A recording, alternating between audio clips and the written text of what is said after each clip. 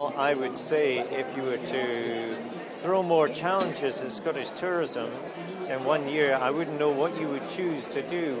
We had three acts of God, the volcanic ash that everybody knows about, but two winter storms, once at the start of the year and once at the end of the year, that really shut down our transport system three times in the course of the year, and then all the recession activity and airline strikes and air traffic control strikes, and in many ways it was the perfect storm.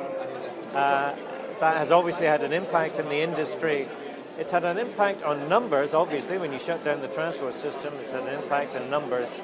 Overall spend has been pretty much in line with the previous year. So, in a sense, tough though it has been a tough year.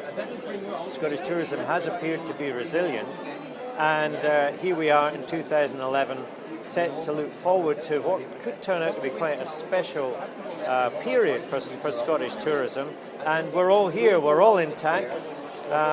We did about £11 billion worth of revenue last year, and we're set to move forward. I mean, the difficulty for us last year was we had to be very aggressive. We had to work on the basis that the pesky volcano would blow up through the peak season and cause Scotland's largest and prime industry a major problem. So last year was about being very opportunistic. I mean, we went out with what became known as the guerrilla marketing campaign to focus on close markets that could get here without air traffic. There was a £5 million campaign to bring in £100 million worth of additional spend. The latest tally was £161 million. And that was based mostly around the UK, a bit of Scotland and a bit of the close European markets.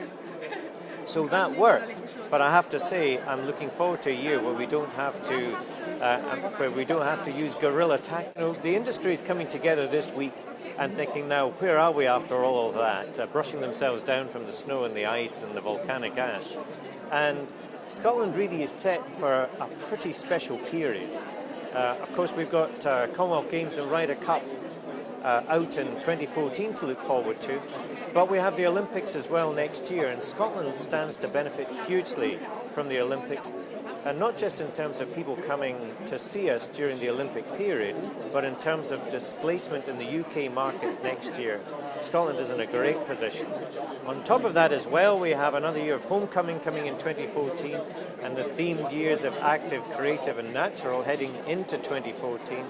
On top of that, we have the royal weddings. And of course, they fell in love in St Andrews. We don't know yet, but they may be coming to Balmoral for their honeymoon. And we have the second wedding in the middle of the year, Zara Phillips and Mike Tyndall, of course, are getting married in Edinburgh. And if all of that isn't exciting, what I'm sure your listeners and viewers will not realise is we have our Pixar movie coming. Now, Pixar, of course, made the likes of Ratatouille that made a huge impact on the Paris market, and Cars and Monsters Inc. and Toy Story. Well, their 13th movie is called Brave. It is set in rugged, mystic Scotland, all the basic icons that we love so much, and it will reach literally billions of people around the world, and it's set to be in movie cinemas from June next year.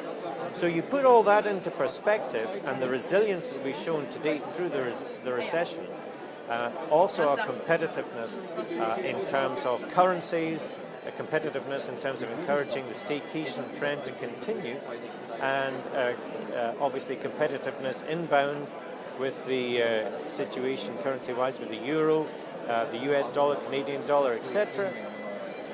We're really set for quite a significant period, potentially, of growth. In 2011 in particular, I should maybe highlight that we really look at 2011 as the moving year where we stand to gain real market share, because our tails are up. You can see the vibe behind us. Our tails are up.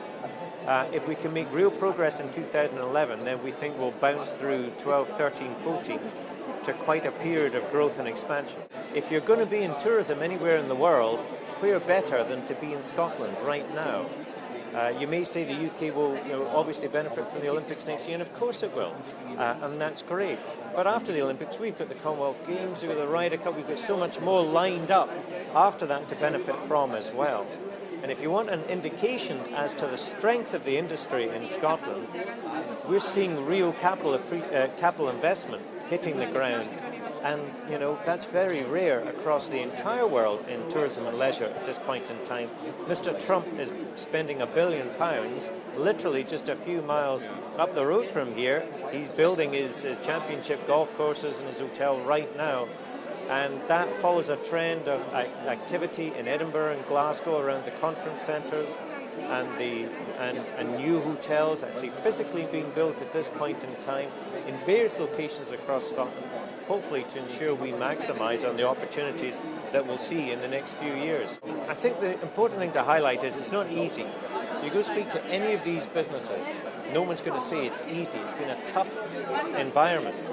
But it appears that tough though it is here, it's been tougher pretty much everywhere else out with Scotland, and now we're set to really capitalise on that and move forward quickly and maybe set up the real meaningful, tangible growth that Scotland's been looking for out of tourism, during the course of the next 3-4 years.